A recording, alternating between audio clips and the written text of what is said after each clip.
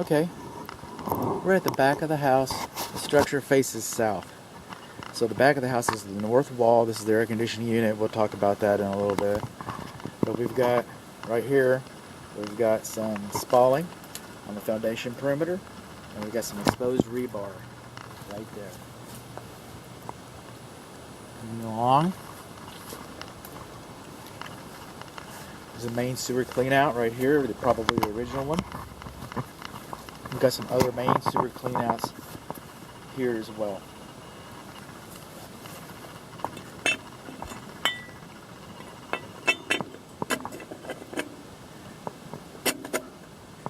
That cap doesn't fit so well. We got water here. We do. Do not have an anti-siphon device. We've got another video that we're going to deal with the electric service and the air conditioning, and we'll throw in the gas for good measure. We've got some more spalling. We've got some more exposed rebar right here by the back porch. This would be on the east side of the back porch, and on the east side of the back porch itself we've got some exposed rebar. So that's like 3 areas we have some exposed rebar. This deck, okay, you'll get some use out of it. It's an amateurish application. It's just built directly onto the ground. It's not going to bid well for the termite report, and there's no ventilation. So wood to ground contact and 0 ventilation. This deck was okay for today, but it's not going to, the way it was constructed, it would not be reasonable nor fair to the deck to expect it to last very long. And then we do not have rain gutters, so any water coming off of the roof is going to splash back onto the deck. So the walls are brick. They've been painted brick. Brick is a low maintenance, 0 maintenance hopefully, but exterior wall cladding system, and by painting it now it's going to need to be painted again and again, and so it's turned it into a higher maintenance exterior clad system. I mean, it looks good. One thing, this is a pretty good run here, and it's typical, really, it's typical for the age. But I'm not seeing any control joints. Some people call them expansion joints. Call it what you will. The brick laid out and this paving stones, they're not dimensionally uniform. So Granny might have a little trouble crawling around here. You might want to give the gal, hold her by the elbow and help her. At one time this was the driveway. It still is the driveway. At one time this was the garage. The garage has been converted, as I understand it, to the master bedroom. These cracks right here, these are called, this crack that was here, okay, they're called shrinkage cracks. Some people call them corner pops. Call it what you will, but that is not a foundation issue. It's not a foundation issue. If it's in the span of a hand and it goes back in this way, it's not, it's just not. So, what happens is the brick expands and contracts at different rates. The cement's always shrinking and you'll never be able to measure it. And the brick is always expanding and you'll never be able to measure that either. So they're expanding and contracting at different rates. And one is constantly, because they have different physical properties to the environment, the moisture, the humidity, the temperature. One's always growing and one's always shrinking. The corners are going to pop. As we go over here, the siding. Siding's been fastened to the wall, but too tight. Too tight. It's supposed to be hung. You hang siding so that it expands and contracts thermally. Because the siding has a different property like the bricks and the cement. And it's supposed to expand and contract. It's supposed to slide if it was hung properly. Tight enough so it doesn't flap in the wind, but hung all the same.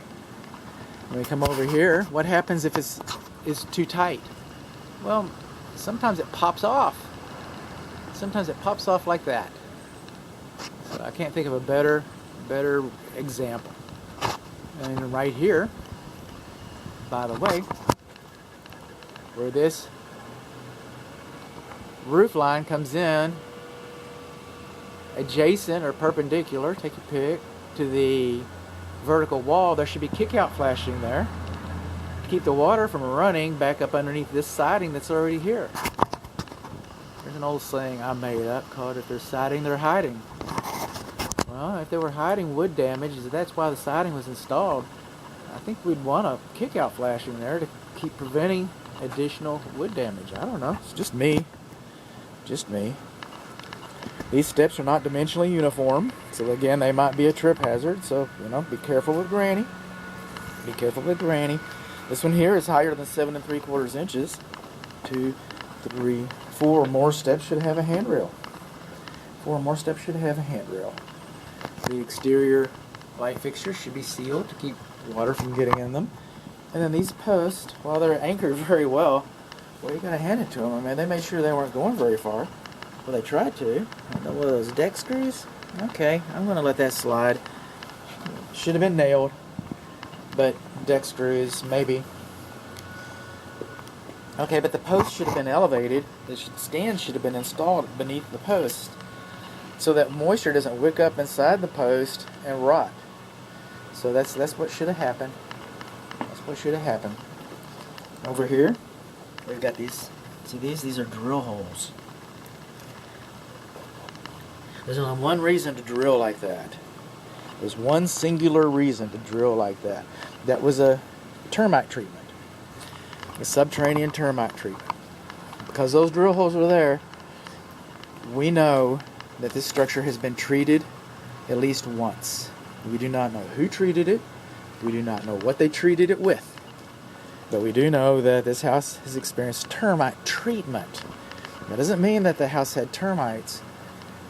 People don't usually just wake up one morning and decide, hey, you know what? Let's get $1,000 termite treatment. They don't usually do that. So it's a reaction. But until I see actual termite damage, there's a good reason right there why you want the post to be elevated with stands underneath them. See the way the water's starting to wick up underneath that? That's what happens. That's what happens. But it has been treated. It has been treated. We're at the front of the house now. This is the north side. We've got a little bit of negative drainage here. Now this is a little outside of my wheelhouse, but that's okay. That's okay. We got some spalling on the driveway.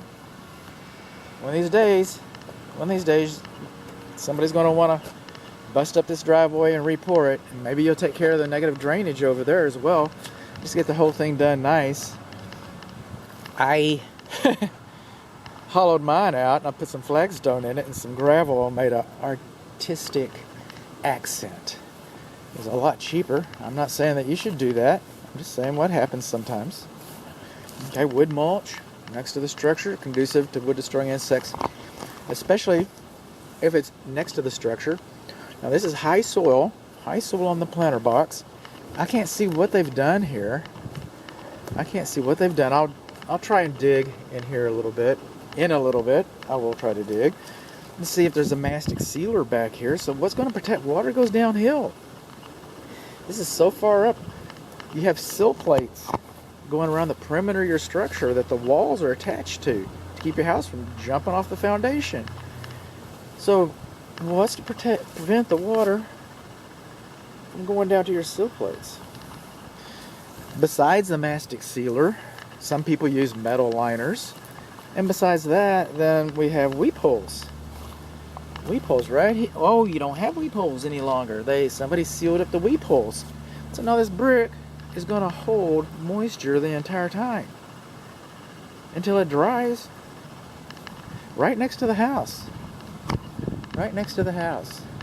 We got the siding on nice and tight. Then it expands and contracts and pops like this. Pops like that. Oh, we got it on nice and tight. You see your gable vent up there? It pops like that. That's what it does. If you install the siding too tight, then it pops. This is what I was talking about earlier. It's a shrinkage crack. Now, this is not a foundation issue. If it's in a span of a hand and it goes that direction, it's not a... That being said, it might be a brick issue because that's what's holding the brick up. So you might lose a brick or two here before you decide that it's time to reconstruct that and patch it. And some people don't wait so long, but there it is. These bushes are too close to the house. They get bigger around than 3 inches. They're considered trees. They're not quite trees yet. Not quite trees. Okay, I got some trees touching the roof. And this is where we started. Oh, and there's another control. And there's some more spalling. Just like on the. And then there's another, control joint. Shrinkage crack.